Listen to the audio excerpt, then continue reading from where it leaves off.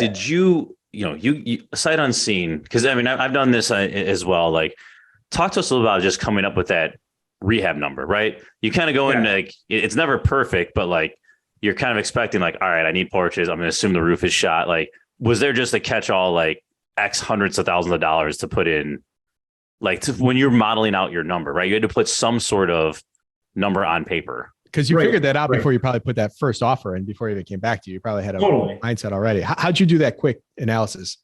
You know, what's really helpful is we had just done a 22 unit project here in Cicero with the same general contractor I was planning on using the year before.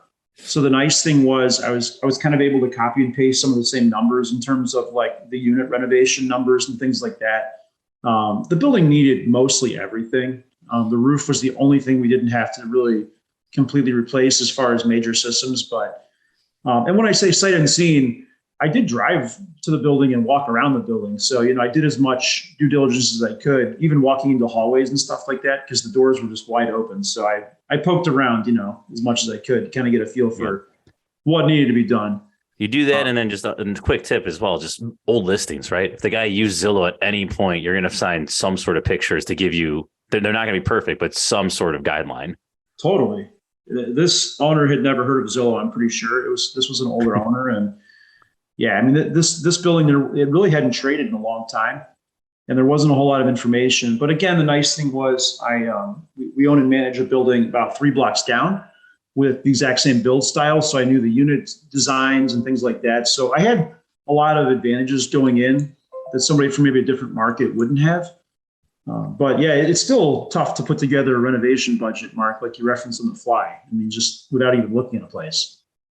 That's an advantage that, you know, anyone listening that's local versus the out-of-state people. We've talked about how you have such an upper hand being local. Is someone out of state can't just drive over there, and they can send someone over there. But here, you as a local person are able, and I do this all the time. I push into any door that's open, I'll go into on a property that I'm potentially looking to buy, basements and hallways. And most of the time you can always find a way into any of these common area buildings, especially if they've been managed for a really long time, the locks aren't working. And that's usually part of the problem why they're struggling with. But that's such a huge piece to be able to, and you see the hallways, you can see a lot of times pest infestation issues in hallways even, or basements that are left unopened. So that's great that you're able to really kind of get through there.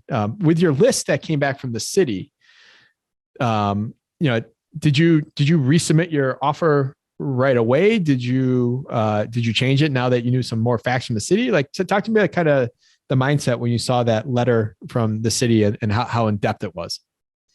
So I guess there's two sides of that. The one is that I expected it to be pretty bad, because again, this building really deserved it. You know, I think a lot of these cities get bad reps for being tough on building owners, but this building really needed some love.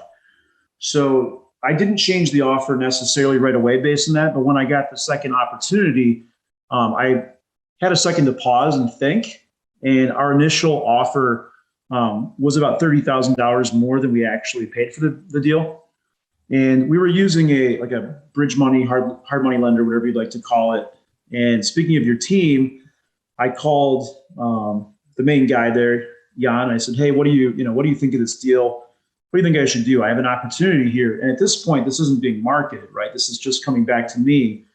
He's like, we have the ability to close quickly here. At that point, we've already looked at the property, because we did get a chance to go in after we got a second look.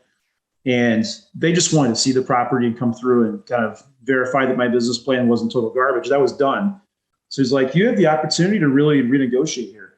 So he said, hey, we'll close as is, where is, no more rent rolls, none of that stuff. We can close in a week, but we want a new price. So we actually went $40,000 down, and then they came up $10,000 and we settled.